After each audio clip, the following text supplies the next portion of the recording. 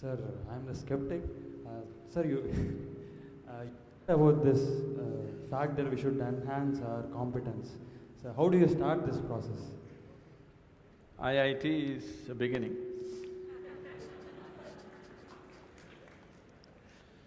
So, what are you skeptical about? You don't believe competence will work in this world, is it? Corruption is also a certain kind of competence anyway. That was supposed to be a joke. Huh? That was supposed to be a joke. Okay, that's supposed to be a joke. So, now how do I enhance my competence? See, let's say you want to run on the field, let's say you want to run a race, you want to run 100 meters. It is not running that you have to work on right now, you have to work on your legs and lungs and muscle and everything, isn't it so? So, if you want to become a great engineer, yes, definitely an institute like this is crucial on one level. But any number of people might have come here and gone, not all of them became great engineers. Though they might have produced hundreds of great engineers, still not all of them will become, simply because of their own individual attitudes and competence and whatever else, isn't it? So, whatever the institute can do for you, it is doing. One foremost thing that you need to do is to enhance your own physical and mental capabilities. Because if you want to be a good engineer, you need a working brain.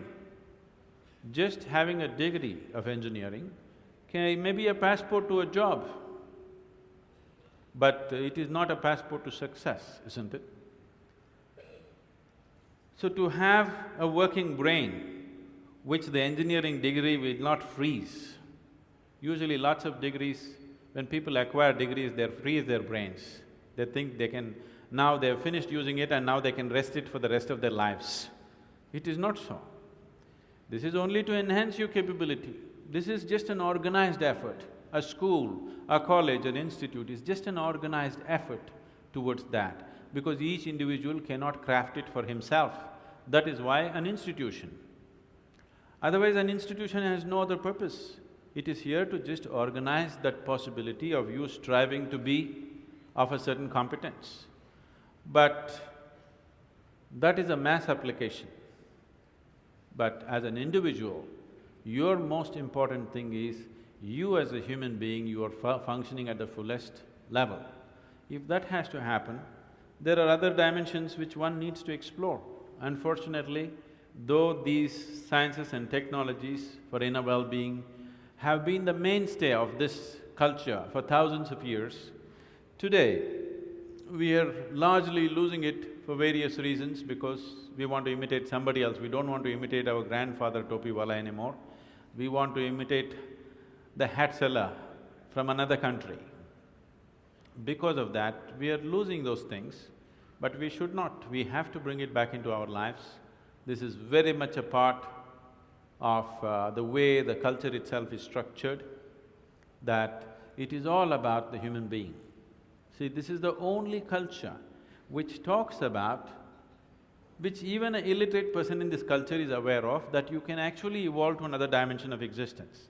Even if I go into a village and talk to an illiterate peasant who has not read anything, who doesn't know anything, who's not heard any of this stuff, even to him if I go, he will not ask me, give me a golden horse or something, he'll say, "Enakku mukti venum Swami." He's saying he wants ultimate liberation. Where did this fellow get this? Nowhere else on the planet this is possible. Nowhere else on this planet is it possible that an illiterate person is thinking that he can break his present dimension of existence and go to another place, whatever that place is. So, this was bred into our culture so deep, we should not lose it.